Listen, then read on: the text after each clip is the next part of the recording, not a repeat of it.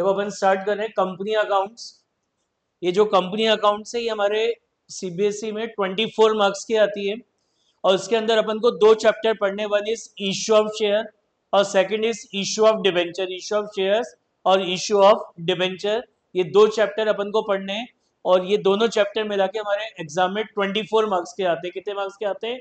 24 marks के आते हैं। अभी अपन स्टार्ट कर रहे हैं फर्स्ट चैप्टर से, that is issue of shares. तो चैप्टर स्टार्ट करने से पहले अपन समझते हैं कंपनी क्या होती है, व्हाट इज कंपनी। ये कंपनी को करने का, कंपनी बिजनेस को करने का कंसेप्ट क्या होता है, कि what is the concept of doing company business. देखो क्या होता है, स्टार्टिंग में कुछ पर्संस का ग्रुप होता है, दो या तीन या चार पर्संस होते हैं, उनका एक ग्रुप होता है। उन्होंने डिसाइड करा कि उन्हें कोई पर्टिकुलर बिजनेस स्टार्ट करना है, किसी भी पर्टिकुलर प्रोडक्ट की मैन्युफैक्चरिंग करनी है, बिजनेस स्टार्ट करना है।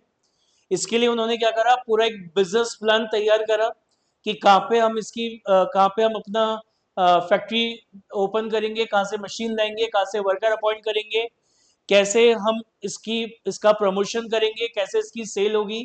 तो पूरा का पूरा क्या करा, अपने एक अच्छा खासा बिजनेस प्लान तैयार करा।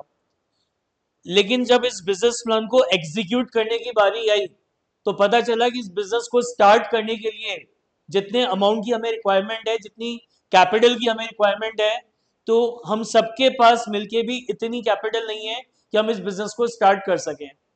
लेकिन उन्हें उन्हें ये बिजनेस तो करना था। तो इसके लिए उन्होंने क्या करा, अपने जितने भी फ्रेंड है, रिलेटिव्स हैं, सबको बुलाया, उनकी एक मीटिंग बुलाई और उन सबको अपना ये पूरा बिजनेस प्लान क्या करा, एक्सप्लेन करा। बिजनेस प्लान क्या करा, एक्सप्लेन करा। और एक्सप्लेन करके बताया कि हमारा माने है कि इस बिजनेस में अगर प्रॉपर वे में ढंग से काम करें तो फ्यूचर में इस बिजनेस से हमें बहुत अच्छे रिटर्न मिल सकते हैं, बहुत अच्छे प्रॉफिट हमें हो सकते हैं, ठीक है ना। लेकिन आज एट प्रेजेंट हमारे पास इतनी कैपिटल नहीं है, इतना पैसा नहीं है कि हम इस बिजनेस को स्टार्ट कर सकें। तो फिर वो अपने फ्रेंड, अपने रिलेटिव से रिक्वेस्ट कर दें कि आपके पास जो भी अमाउंट है, आपकी जो भी सेविंग्स है, आप वो हमें दीजिए, हम उस पैसे से अपना क्या करेंगे, बिजनेस स्टार्ट करेंगे। अब नेचुरल बात है कि सामने वाले पर्सन को आप बोल रहे हो कि आप अपनी जो भी सेविंग्स है आप हमें दो और उस पैसे से हम अपना बिजनेस स्टार्ट करेंगे। तो सामने वाला पर्सन आपसे बोलेगा कि मैं अपनी सेविंग आपको क्यों दूं, मैं अपना पैसा आपको क्यों दूं। तो हम क्या बोलेंगे सामने वाले पर्सन को, कि आपका काम है कि हमें केवल अपना पैसा, अपनी सेविंग्स को हमारे बिजनेस में इन्वेस्ट करना। इस बिजनेस में जो भी वर्क होगा सारा काम हम करेंगे और एंड ऑफ द ईयर में जो भी प्रॉफिट होगा इस बिजनेस से, एंड ऑफ द ईयर में जो भी प्रॉफिट होगा इस बिजनेस से, उसमें से एक सर्टेन अमाउंट ऑफ प्रॉफिट हम आपको देंगे और रिमेनिंग प्रॉफिट हम रखेंगे। तो इस तरीके से इस कंसेप्ट पे हम जो बिजनेस करते हैं उसको हम क्या बोलते हैं, कंपनी बिजनेस बोलते हैं। उसको हम क्या बोलते हैं, कंपनी बिजनेस बोलते हैं। और ये जो स्टार्टिंग में जो पर्सन है जिन्होंने पूरा बिजनेस प्लान बनाया, तो ये जो दो तीन या चार, ये जो पांच पर्सन थे जिन्होंने ये बिजनेस आइडिया डेवलप करा या जिन्होंने पूरा बिजनेस प्लान बनाया, इनको बोलते हैं प्रमोटर्स। इनको क्या बोलते हैं अपन, प्रमोटर्स बोलते हैं। समझ में आई बात। अब बात आती है कंपनी को फॉर्म कैसे किया जाता है, कैसे कंपनी बनाई जाती है। तो ये जो आपके प्रमोटर्स थे, इन्होंने क्या करा, पूरा अपना अच्छा खासा एक बिजनेस प्लान डेवलप कर लिया। अब बिजनेस प्लान डेवलप करने के बाद क्या होता है, हर सिटी में कंपनी रजिस्ट्रार का ऑफिस होता है। हमारी कंट्री में जितनी भी कंपनीज हैं उन सारी कंपनीज को कंट्रोल और मैनेज करने के लिए एक एक्ट बना रखा है, एक लॉ बना रखा है, जिसका नाम है इंडियन कंपनीज एक्ट 2013। इसका नाम क्या है, इंडियन कंपनीज एक्ट 2013। तो उसके अकॉर्डिंग हर सिटी में एक कंपनी रजिस्ट्रार का ऑफिस होता है। तो ये जो प्रमोटर्स है उस कंपनी रजिस्ट्रार के ऑफिस में गए, वहां पे एक पर्सन होता है, उसको बोलते हैं कंपनी रजिस्ट्रार।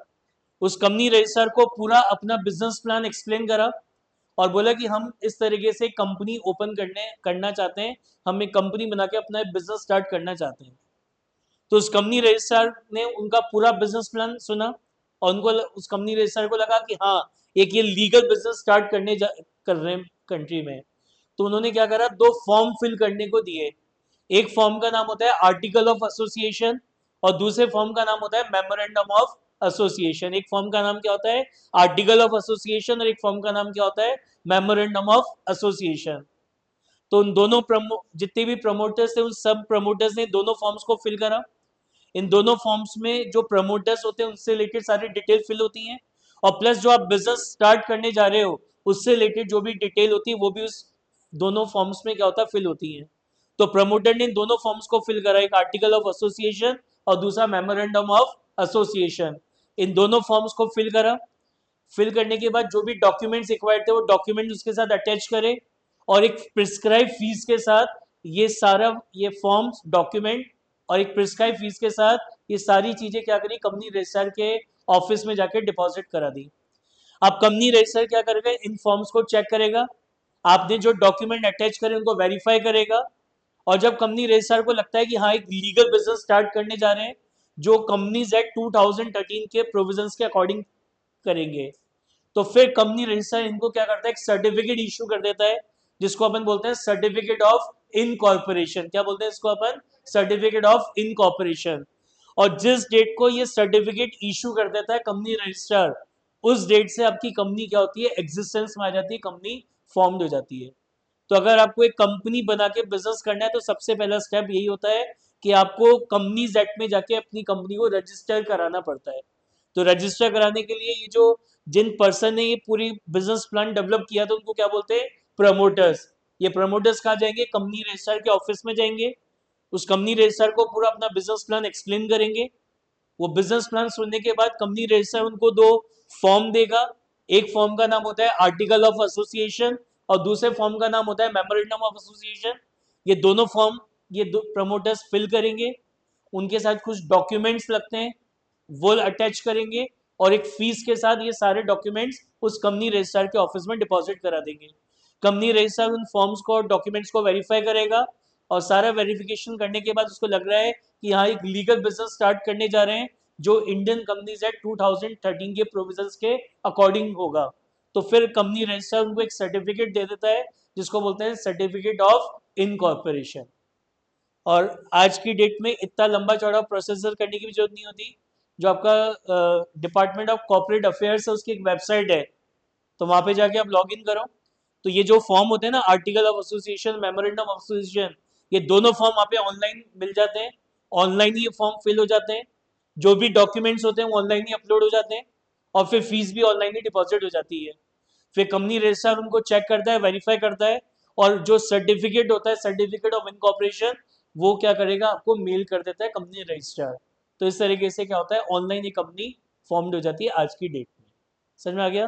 तो कंपनी जब एक अपन सोल प्रोप्राइटरशिप फर्म में बिजनेस करते हैं तो वहां पे रजिस्ट्रेशन इज नॉट मैंडेटरी, आप बिना कोई रजिस्ट्रेशन कराए अपना बिजनेस स्टार्ट कर सकते हो। सेम चीज पार्टनरशिप फर्म में भी एप्लीकेबल है कि आप बिना कोई रजिस्ट्रेशन कराए अपना बिजनेस स्टार्ट कर सकते हो। लेकिन अगर आप एक बिजनेस करने जा रहे हो, कैसे कंपनी बना के बिजनेस करना चाहते हो, तो सबसे पहला स्टेप यही होगा कि सबसे पहले आप अपनी कंपनी जो भी बिजनेस है उसको इंडियन कंपनीज एक्ट में इंडियन कंपनीज एक्ट 2013 में जाके रजिस्टर कराओ, अपने बिजनेस को अपनी कंपनी को रजिस्टर कराओ, उसी के बाद आप अपने बिजनेस को स्टार्ट कर सकते हो कंपनी बिजनेस के फॉर्म में। समझ में आ गया। तो इस तरीके से कंपनी फॉर्म्ड होती है, बनाई जाती है। क्लियर है। देखो पढ़ो क्या लिखा है, company is an artificial person. Company क्या एक आर्टिफिशियल पर्सन है which is registered under any law act, जो किसी लॉ या एक्ट में क्या होती है, रजिस्टर्ड होती है। As a legal entity, company की अपनी एक सेपरेट लीगल एंटिटी होती है, खुद का एक नाम होता है, कॉमन सील होती है, परपेचुअल सक्सेशन। ये जो वर्ड है ना परपेचुअल सक्सेशन, इसका मतलब क्या होता है कि life of company is unlimited.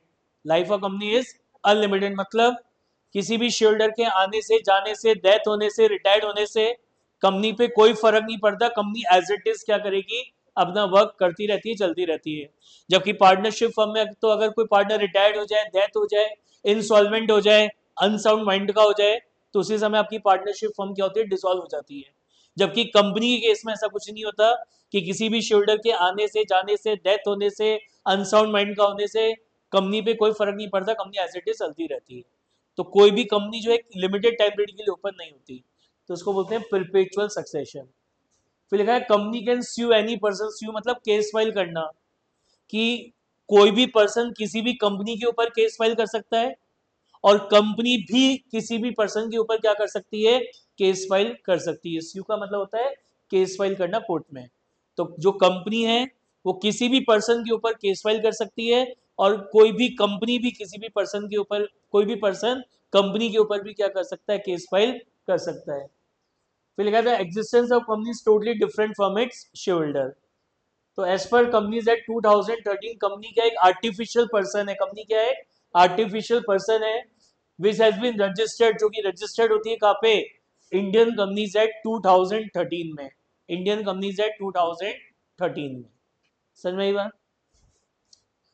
अभी इसके फीचर्स है, सबसे पहला है company the registered group of person, जैसे मैंने आपको बताया कि जैसे सोल प्रोप्राइटर पार्टनरशिप फर्म में रजिस्ट्रेशन कराना इज नॉट मैंडेटरी, जबकि कंपनी में अगर आप अपना बिजनेस स्टार्ट कर रहे हैं तो वहां पे रजिस्ट्रेशन कराना आपके लिए क्या होगा, मैंडेटरी होगा, कंपलसरी होगा। तो इसलिए बोला जाता है company is a registered group of person, मतलब अनरजिस्टर्ड कंपनी नाम का कोई कंसेप्ट होता ही नहीं है। कंपनी है मतलब वो रजिस्टर्ड है, कोई कंपनी है इसका मतलब वो रजिस्टर्ड है, अनरजिस्टर्ड कंपनी के नाम का कोई कंसेप्ट होता ही नहीं है। तो इसलिए बोला कि कंपनी का एक रजिस्टर्ड ग्रुप ऑफ पर्सन होती है। फिर लिखा है company is a separate legal entity, company की अपनी एक अलग सेपरेट लीगल एंटिटी होती है। इसी फीचर के कारण कोई भी पर्सन कंपनी के ऊपर केस फाइल कर सकता है और कोई भी कंपनी किसी भी पर्सन के ऊपर क्या कर सकती है, केस फाइल कर सकती है। जैसे आज हमारे घर में जो मोबाइल बिल होते हैं, जैसे जियो की बात करूं तो ये प्रीपेड भी होते हैं तो पोस्टपेड भी होते हैं। पोस्टपेड में क्या होता है, जनरली आप यूज कर लेते हो सर्विसेज, उसके बाद आप बिल पे करते हो। पोस्टपेड कनेक्शन में ये होता है। तो अब सपोज करो जियो कंपनी ने बिल बना के भेज दिया आपके पास 10,000 का। अब आप कह रहे हो कि इतना तो मैंने यूज ही नहीं किया इस मंथ जितना आपने बिल बना के भेज दिया, और वो कह रहे कि नहीं इतना ही बिल है।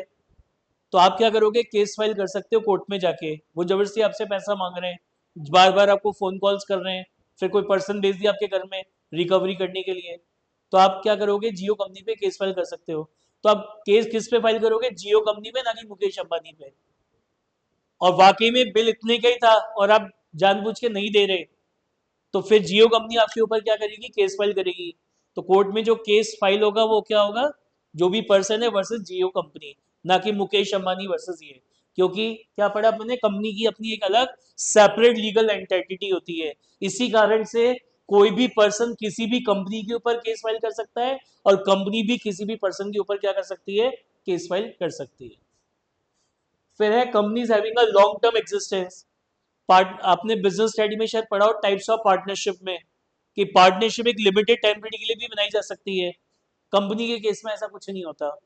जो लाइफ है कंपनी की हमेशा अनलिमिटेड होती है, कभी भी ऐसा नहीं होता कि बोले कंपनी फॉर्म्ड हुई है फॉर 2 years और 3 years और 5 year। The life of company is always unlimited.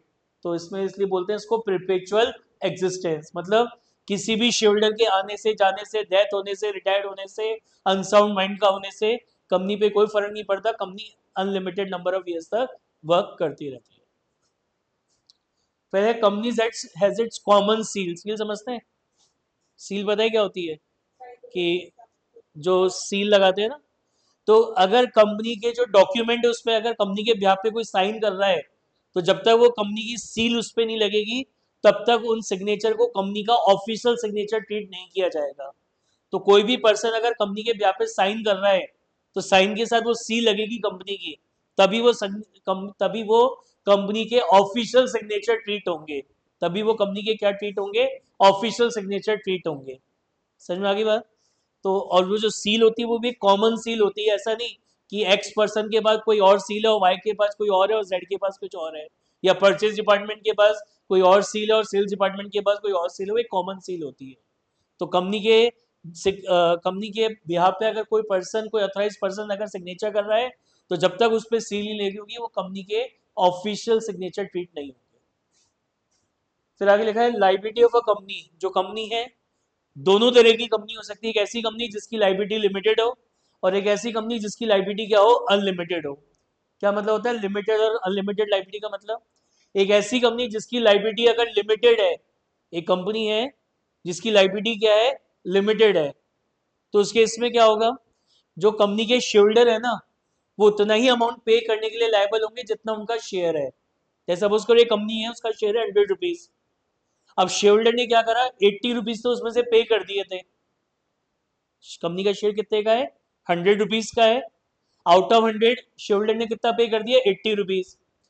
अब कल को ये कंपनी इंसॉल्वेंट हो जाती है, इसकी लाइबिलिटी ज्यादा हो गई, एसेट्स कम रह गए, और कंपनी की लायबिलिटी लिमिटेड है, तो क्या होगा कि सबसे पहले असेट को सेल करा, असेट को सेल करने से लायबिलिटीज का पेमेंट होगा, अभी भी लायबिलिटीज बच गई, तो आप शेयर होल्डर से कितना पैसा मंगाओगे, 100 रुपीज का शेयर था ना, उसमें से 80 पे कर चुका, तो शेयर होल्डर केवल ये 20 रुपीज ही और पे करने के लिए लायबल होगा, जितना उसका शेयर है उतना ही अमाउंट वो पे करेगा, उससे ज्यादा आप उससे और अमाउंट नहीं ले सकते।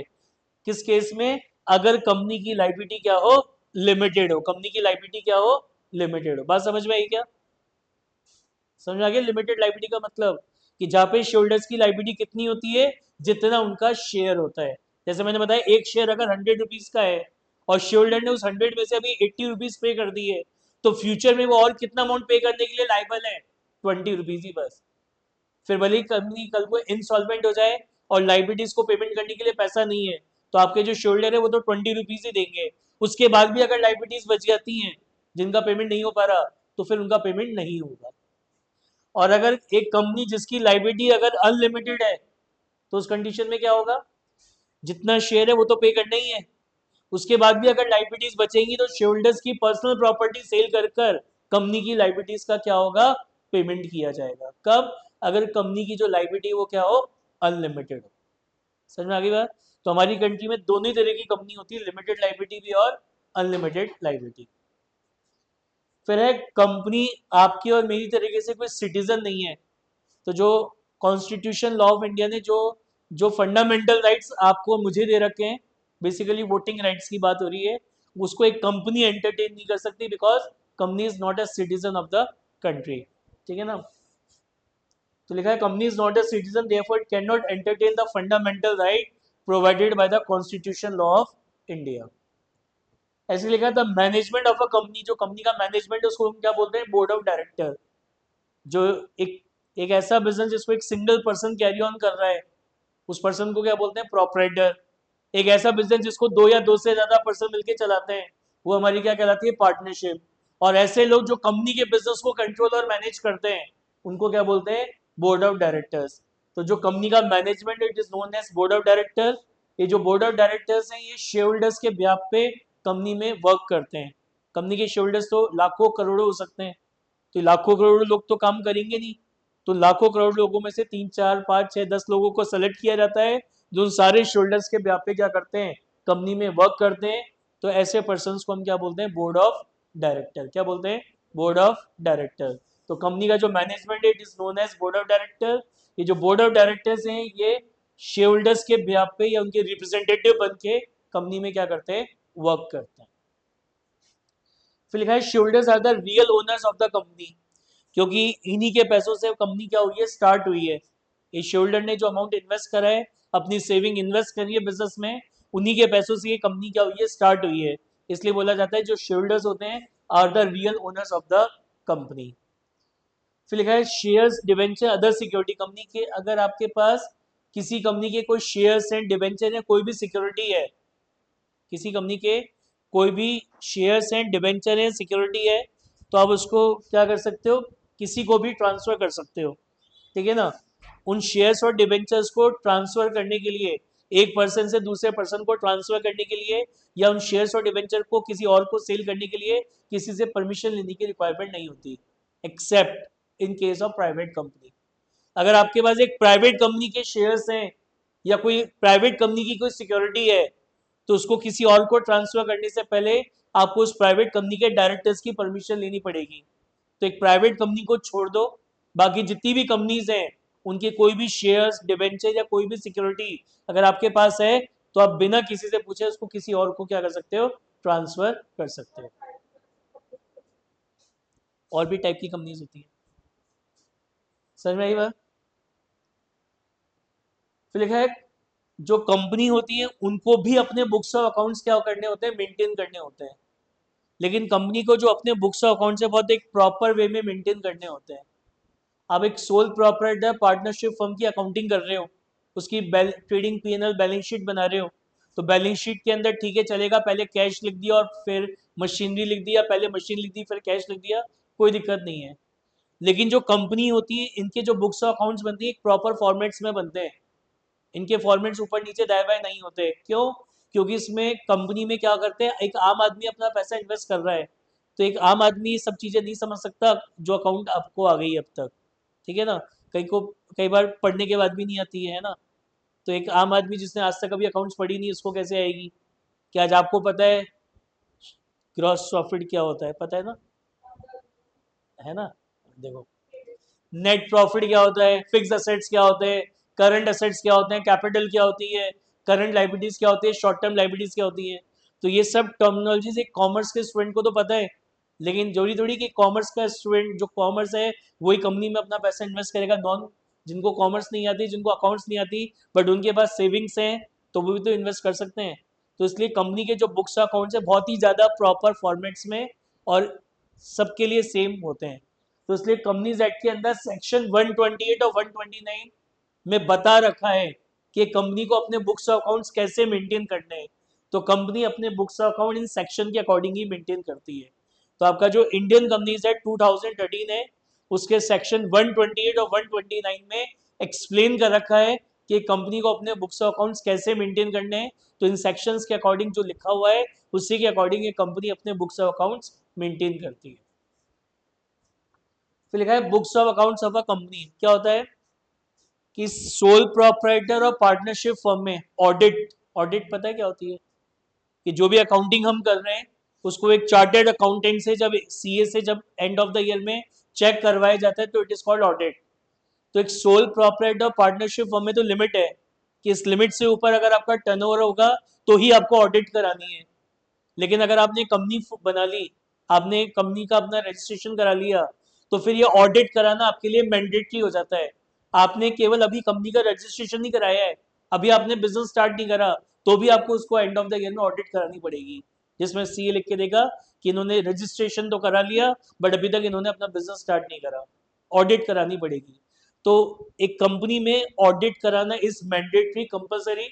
तो और ये ऑडिट का काम कौन करता है, it is done by the chartered accountant. CA करते हैं किसके लिए, शेयर होल्डर्स के लिए, ठीक है ना। तो लिखा है books of accounts of a company are audited by a chartered accountant for the shareholder. फिर लिखा है एवरी शेयर होल्डर, आप किसी कंपनी के अगर शेयर होल्डर हैं, मतलब जो भी शेयर होल्डर्स होते हैं उनके पास ये पूरा राइट होता है कंपनी के बुक्स अकाउंट्स को देखने का, चेक करने का। हर शेयर होल्डर के पास पूरा राइट होता है कि जो भी बिजनेस आवर्स हैं उसमें जाके वो देख सकता है कि जो भी अकाउंटिंग हो रही है वो प्रॉपर हो रही है नहीं हो रही। तो हर शेयर होल्डर के पास ये पूरा राइट होता है कंपनी की बुक्स अकाउंट्स को देखने का, चेक करने का। हर शेयर होल्डर के पास ये प्रॉपर राइट होता है। समझ में आ गए सारे, इसमें कोई डाउट। तो नेक्स्ट टॉपिक हम पढ़ रहे हैं टाइप्स ऑफ कंपनी। इसमें सबसे पहली है आपकी गवर्नमेंट कंपनी। गवर्नमेंट कंपनी क्या होती है, एक ऐसी कंपनी, एक ऐसी कंपनी जिसके टोटल शेयर में से 50% या उससे ज्यादा शेयर किसी भी गवर्नमेंट के पास हो, चाहे वो स्टेट गवर्नमेंट हो, चाहे वो सेंट्रल गवर्नमेंट हो, चाहे वो लोकल अथॉरिटी हो। तो ये कंपनी जिसके टोटल शेयर में से 51% या उससे ज्यादा शेयर किसके पास हैं, किसी भी गवर्नमेंट के पास हैं, whether it is a central government और स्टेट गवर्नमेंट और कोई लोकल अथॉरिटी, या कुछ शेयर स्टेट गवर्नमेंट के पास हैं, कुछ सेंट्रल गवर्नमेंट के पास है, कुछ लोकल अथॉरिटी के पास है, और ये सब मिला के 51% से ज्यादा है, तो ऐसी कंपनी को हम क्या बोलते हैं, गवर्नमेंट कंपनी बोलते हैं। तो एक ऐसी कंपनी जिसके टोटल शेयर में से 51% या उससे ज्यादा शेयर किसी भी गवर्नमेंट के पास हो, whether it is a central government और स्टेट गवर्नमेंट और एनी लोकल अथॉरिटी, तो ऐसी कंपनी को हम क्या बोलते हैं, गवर्नमेंट कंपनी बोलते हैं। तो लिखा है a company which has been registered under Indian companies act 2013 in which the government had minimum 51% paid up share capital is a government company. ये गवर्नमेंट आपकी स्टेट गवर्नमेंट भी हो सकती है, सेंट्रल गवर्नमेंट भी हो सकती है और बोथ। समझ में आई बात। ऐसी होती है वन पर्सन कंपनी। ये जो हमारा कंपनीज एक्ट इसका नाम क्या है, इंडियन कंपनीज एक्ट 2013। 2013 से पहले भी कंपनीज एक्ट था, उसका नाम था इंडियन कंपनीज एक्ट 1956। उसमें ये कंसेप्ट नहीं था वन पर्सन कंपनी का, ये इस नए कंपनीज एक्ट में इंट्रोड्यूस किया। एक ऐसा पर्सन है जिसके पास बहुत अच्छा खासा पैसा है, वो बिजनेस कर रहा है, वो अपने बिजनेस को कंपनी बना के करना चाहता है, सोल प्रोप्राइटरशिप की जगह कंपनी बना के अपना बिजनेस करना चाहता है, क्योंकि कंपनी को कुछ स्पेशल चीज़ें, कुछ बेनिफिट्स मिलते हैं जो एक सोल प्रोप्राइटरशिप फर्म को नहीं मिलते हैं। लेकिन उसको लग रहा है कि मैं कंपनी बनाऊंगा तो फिर मेरे को शेयर इशू करने पड़ेंगे, तो फिर मेरे साथ और भी शेयर बन जाएंगे, तो वो ये भी नहीं चाहता। तो इसलिए ऐसे लोगों के लिए ये कंसेप्ट इंट्रोड्यूस किया इंडियन कंपनीज एक्ट 2013 में, that is one person company. ये वो कंपनी होती है जिसमें एक single person as a member होता है, एक से ज्यादा नहीं हो सकते। एक single person as a member होगा, एक से ज्यादा नहीं हो सकते। तो ऐसी कंपनी को अपन क्या बोलते हैं? वन पर्सन कंपनी बोलते हैं। तो एक ऐसी कंपनी जिसमें एक single person as a member होता है, तो ऐसी कंपनी को हम क्या बोलते हैं? वन पर्सन कंपनी बोलते हैं। तो क्या लिखा है? Under section 2 subsection 68 of Indian companies act 2013, any company which has only one person as a member, केवल एक single person as a member होगा, तो ऐसी कंपनी को हम क्या बोलेंगे? वन पर्सन कंपनी बोलते हैं। ऐसी होती है फॉरेन कंपनी। फॉरेन कंपनी क्या होती है? एक ऐसी कंपनी जो इंडिया के बाहर किसी दूसरे कंपनीज एक्ट में रजिस्टर्ड है। मतलब एक ऐसी कंपनी जो इंडियन कंपनीज एक्ट 2013 में रजिस्टर्ड नहीं है, इंडिया के बाहर किसी दूसरे कंपनीज एक्ट में रजिस्टर्ड है, लेकिन उसका जो प्लेस ऑफ वर्किंग है वो इंडिया में है, तो ऐसी कंपनी को फॉरेन कंपनी बोलते हैं। जैसे for example McDonald's, USA based company है, कहाँ रजिस्टर्ड है? यूएसए में, लेकिन इंडिया में काम कर रही है, तो it is called foreign company. वो क्या कहलाएगी? आपकी फॉरेन कंपनी कहलाएगी। तो फॉरेन कंपनी क्या होती है? एक ऐसी कंपनी जो हमारे इंडियन कंपनीज एक्ट 2013 में रजिस्टर्ड नहीं है, इंडिया के बाहर किसी दूसरे कंपनीज एक्ट में रजिस्टर्ड है, लेकिन उसका जो प्लेस ऑफ वर्किंग है वो इंडिया में है, काम कहाँ कर रहे हैं? इंडिया में कर रहे हैं, तो ऐसी कंपनी को हम क्या बोलते हैं? फॉरेन कंपनी बोलते हैं।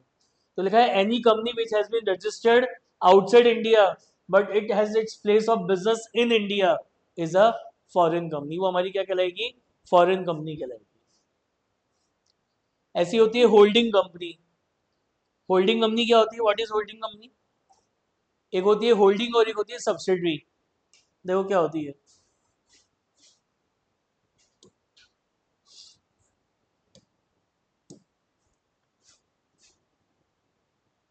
एक कंपनी है एक्स लिमिटेड, एक कंपनी है वाई लिमिटेड, और एक कंपनी है जेड लिमिटेड।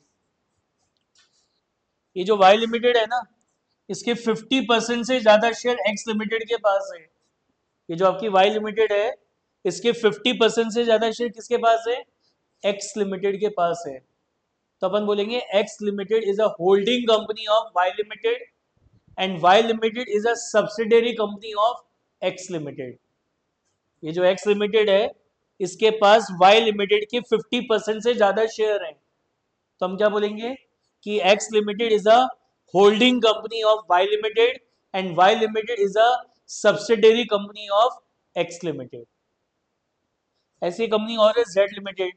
तो जेड लिमिटेड के 50% से ज्यादा शेयर किसके पास है? वाई लिमिटेड के पास। और वाई लिमिटेड के 50% से ज्यादा शेयर किसके पास है? एक्स के पास।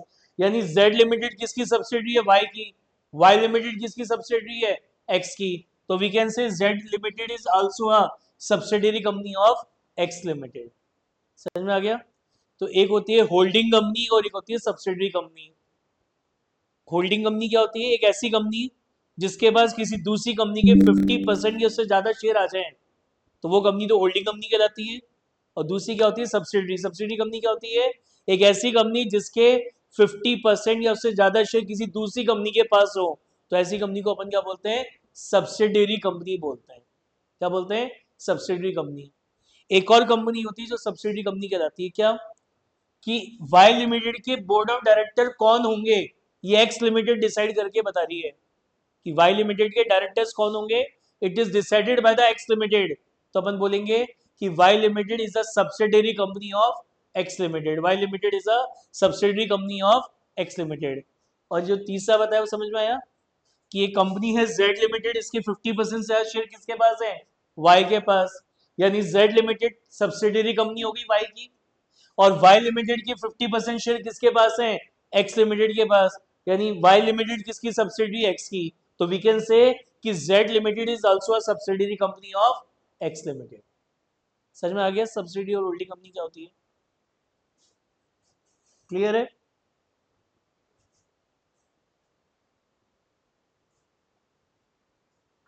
पढ़ो क्या लिखा है। Under Section 2, Subsection 46 of Indian Companies Act 2013, any company is a holding company if it is a more than one or more subsidiary company. Subsidiary company क्या होती है?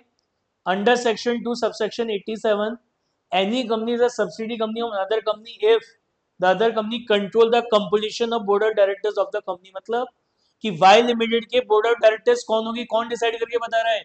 X limited. तो अपन बोलेंगे Y limited is a subsidiary company of X limited. Holding more than 50% nominal value of equity share, कि Y limited के 50% से ज्यादा शेयर एक्स लिमिटेड के पास है, तो अपन बोलेंगे Y limited is a subsidiary company of X limited. और क्या पढ़ा? If a holding company of a company which is it is a subsidy, वो जो तीसरा एग्जांपल बताया कि तीन कंपनी है, एक्स लिमिटेड, वाई लिमिटेड और जेड लिमिटेड. तो जेड लिमिटेड के 50% से ज्यादा शेयर किसके पास है? वाई. वाई के 50% से ज्यादा शेयर किसके पास है? एक्स.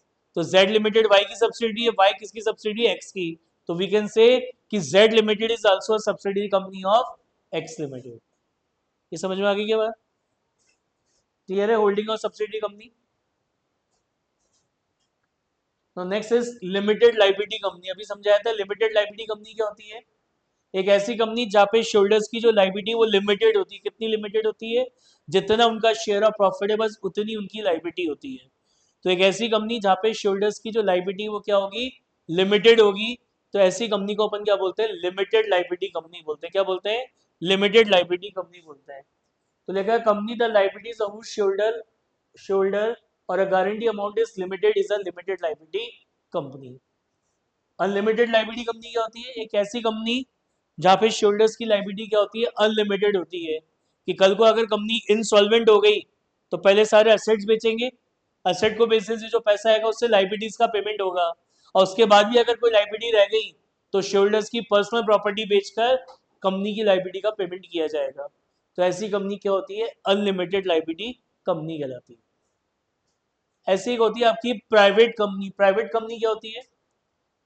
एक ऐसी कंपनी जिसके ऊपर ये तीन रिस्ट्रिक्शंस होती हैं.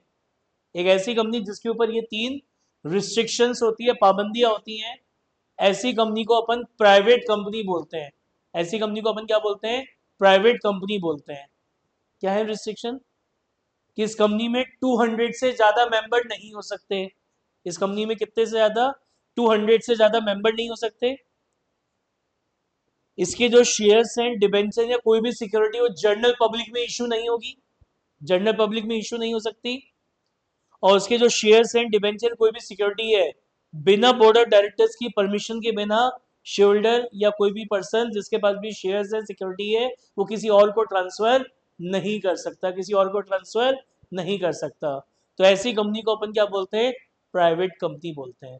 तो एक ऐसी कंपनी जिसके ऊपर तीन रिस्ट्रिक्शन हो. पहली रिस्ट्रिक्शन क्या हो गई? कि 200 से ज्यादा मेंबर नहीं होंगे. शेयर्स, डिबेंचर, कोई भी अदर सिक्योरिटी जनरल पब्लिक में इशू नहीं होगी. जनरल पब्लिक में इशू नहीं करेंगे. और तीसरा, उसके जो शेयर्स हैं, डिबेंचर है, वो बिना डायरेक्टर्स की परमिशन के बिना किसी और को ट्रांसफर नहीं होंगे. तो एक ऐसी कंपनी जिसके ऊपर ये तीन रिस्ट्रिक्शंस होती हैं उसको प्राइवेट कंपनी बोला जाता है. पढ़ो क्या लिखा है? Under section 2 subsection 68 of Indian Companies Act 2013, a company which has been restricted by its article as below. The number of members cannot exceed 200. Shares, debenture, public deposit, and other security cannot be invited to general public. Shares cannot be transferred by its member without permission of board of director. बिना board of directors की permission के बिना ये जो shares हैं ये किसी और को transfer नहीं कर पाएंगे. समझ में आ गई बात? ऐसी होती है पब्लिक कंपनी या जॉइंट स्टॉक कंपनी. एक ऐसी कंपनी जो प्राइवेट कंपनी नहीं होती वो हमारी क्या कहलाती है? पब्लिक कंपनी या जॉइंट स्टॉक कंपनी कहलाती है.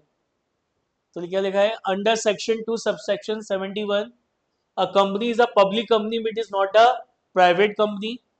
It's paid up share capital is more than 5 lakh. अगर आप एक प्राइवेट लिमिटेड कंपनी खोल रहे हैं तो वहाँ पे मिनिमम कैपिटल होती है 1 लाख की. और अगर आप एक पब्लिक लिमिटेड कंपनी खोल रहे हैं तो वहाँ पे मिनिमम कैपिटल होती है कितने की? 5 लाख की. मिनिमम मेंबर प्राइवेट कंपनी में 2 होते हैं, जबकि पब्लिक कंपनी में मिनिमम मेंबर्स कितने होते हैं? 7. कितने होते हैं? 7. जो मिनिमम डायरेक्टर्स होते हैं प्राइवेट कंपनी में वो कितने होते हैं, 2 होते हैं, जबकि पब्लिक कंपनी में कितने होते हैं, 3 होते हैं। समझ में आ गया? तो ये हमारी पब्लिक कंपनी है, जॉइंट स्टॉक कंपनी होती है। ऐसी एक होती है आपकी लिस्टेड कंपनी। लिस्टेड कंपनी क्या होती है? एक ऐसी कंपनी जिसके शेयर्स किसी भी स्टॉक एक्सचेंज में लिस्टेड हो, चाहे वो इंडिया या इंडिया के बाहर। एक ऐसी कंपनी जो इसके शेयर्स या डिबेंचर या सिक्योरिटी कहाँ पे लिस्टेड है, किसी भी स्टॉक एक्सचेंज में लिस्टेड है, चाहे वो इंडिया का स्टॉक एक्सचेंज हो, चाहे इंडिया के बाहर का स्टॉक एक्सचेंज हो। तो ऐसी कंपनी को अपन क्या बोलते हैं, लिस्टेड कंपनी बोलते हैं। क्या बोलते हैं, लिस्टेड कंपनी बोलते हैं। Any company which has listed its security in any recognised stock exchange in India और outside India is a listed company. क्या कहलाएगी वो, आपकी लिस्टेड कंपनी कहलाएगी। समझ में आई बात?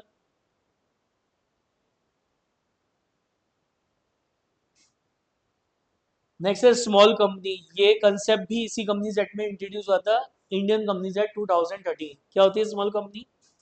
अंडर सेक्शन 2 सबसेक्शन 85, एक कंपनी जिसकी शेयर कैपिटल 5 करोड़ से कम हो और जो टर्नओवर है वो 20 करोड़ से कम हो। कैपिटल तो किससे कम हो, 5 करोड़ से। टर्नओवर मतलब साल भर की सेल कितने से कम हो, 20 करोड़ से कम हो। तो ऐसी कंपनी को स्मॉल कंपनी बोलते हैं। ऐसी कंपनी को क्या बोलते हैं अपन, स्मॉल कंपनी बोलते हैं। अब है बुक्स ऑफ अकाउंट। ये समझ में आ गई टाइप्स ऑफ कंपनी, ये थी हमारी टाइप्स ऑफ कंपनी। क्लियर है? रुको, तो next is books of accounts maintain by a company. कि कंपनी अपने बुक्स ऑफ अकाउंट्स किस तरीके से मेंटेन करती है। तो अभी मैंने आपको क्या बताया कि आपका जो सेक्शन 128 है इंडियन कंपनीज एक्ट 2013 का, जो सेक्शन 128 है वो आपको बताता है कि कंपनी को अपने बुक्स ऑफ अकाउंट्स कैसे मेंटेन करने हैं। ये लाइन इंपॉर्टेंट है। अकाउंटिंग करने के दो बेसिस होते हैं, एक होता है एक्रूअल बेसिस और एक होता है कैश बेसिस। तो कंपनी को केवल एक्रूअल बेसिस से ही अकाउंटिंग करना अलाउड है, कैश बेसिस से कंपनी को अकाउंटिंग करना अलाउड नहीं होता, according to section 128 of Indian companies act 2013। तो अगर एक कंपनी है तो वो अकाउंटिंग केवल एक्रूअल बेसिस से ही कर सकती है, कंपनीज को कैश बेसिस से अकाउंटिंग करना अलाउड नहीं होता है। क्या लिखा है, a company is required to maintain a minimum books of accounts under section 128 of companies act 2013. such books of accounts should be maintained on accrual basis। किस पे बनाए जाते हैं, accrual basis पे बनाए जाते हैं। and such minimum books of accounts are receipt book, payment detail, sale and purchase book, asset and liabilities and detail of material and labor। तो ये मिनिमम बुक्स ऑफ अकाउंट्स हैं जो हर कंपनी को बनाना क्या होता है, मैंडेटरी होता है, कंपलसरी होता है। और ये सारे बुक्स ऑफ अकाउंट्स किस बेसिस पे बनते हैं, एक्रूअल बेसिस पे, according to section 128 of Indian companies act 2013। अब है फाइनेंशियल स्टेटमेंट। आपने 11th क्लास में फाइनेंशियल स्टेटमेंट पढ़े थे सोल प्रोप्राइटरशिप फर्म के। अभी 12th में आके आपने पार्टनरशिप की भी पढ़ ली है। तो एक छोटा सा डिफरेंस होता है सोल प्रोप्राइटर और पार्टनरशिप में, कि सोल प्रोप्राइटर में केवल ट्रेडिंग पीएनएल और बैलेंस शीट बनती थी। पार्टनरशिप में क्या होता है, ट्रेडिंग बनता है, पीएनएल बनता है, फिर पीएनएल अप्रोबेशन बनता है, फिर बैलेंस शीट बनती है। तो पार्टनरशिप में फाइनेंशियल स्टेटमेंट बनाते समय एक एक्स्ट्रा अकाउंट बनता है, that is profit and loss appropriation account. अब एक कंपनी के फाइनेंशियल स्टेटमेंट कैसे बनेंगे, तो ये इंपॉर्टेंट है कि सेक्शन 2 सबसेक्शन 40 का शेड्यूल थर्ड है, याद रखना शेड्यूल थर्ड, ये एमसीक्यू में आ सकता है कि कंपनी फाइनेंशियल स्टेटमेंट कैसे बनाएगी, कौन से कंपनीज एक्ट के कौन से शेड्यूल में गिवन है। तो कौन सा शेड्यूल है, शेड्यूल थर्ड। ये याद रखना शेड्यूल थर्ड, बाकी सेक्शन वगैरह याद रखने की रिक्वायरमेंट नहीं, शेड्यूल थर्ड याद रखना। एग्जाम में ये एमसीक्यू आ चुका है, दोबारा भी आ सकता है कि जो कंपनीज होती हैं वो कंपनीज एक्ट के कौन से शेड्यूल के अकॉर्डिंग अपने फाइनेंशियल स्टेटमेंट प्रिपेयर करती हैं। तो शेड्यूल कौन सा है, थर्ड है। इस शेड्यूल थर्ड के दो पार्ट है। पार्ट हमें बताता है कि हमें कंपनी की बैलेंस शीट कैसे बनानी है, और पार्ट सेकंड जो है वो हमें क्या बताता है, कंपनी का प्रॉफिट एंड लॉस अकाउंट कैसे बनेगा। कंपनी का जो प्रॉफिट एंड लॉस अकाउंट और बैलेंस शीट है दोनों ही वर्टिकल फॉर्मेट में बनाई जाती हैं। आपने 11th क्लास में जो सोल प्रोप्राइटर की बैलेंस शीट बनाई थी या पार्टनरशिप में जो बैलेंस शीट बनाई है, सीखी है अभी आपने, ये हॉरिजॉन्टल फॉर्मेट कहलाता है। कंपनी की जो बैलेंस शीट है वो हमेशा किस फॉर्मेट में बनती है, वर्टिकल स्टेटमेंट फॉर्मेट में बनती है। कंपनी की जो बैलेंस शीट है वो हॉरिजॉन्टल फॉर्मेट में नहीं बनेगी, जो आपने 11th क्लास में या भी 12th क्लास में पार्टनरशिप में बनाई है। कंपनी की बैलेंस शीट हमेशा वर्टिकल फॉर्मेट में बनती है। तो लिखा था schedule third of the balance sheet will apply for all the companies uniformly for the financial statement to prepare the financial year commencing on or after 1st April 2013. The companies had prescribed the balance sheet in vertical format only. केवल किस format में बनेगी? Vertical format में ही बनाई जाएगी। समझ में आ गया? चलिए आज यहाँ तक कर रहे हैं।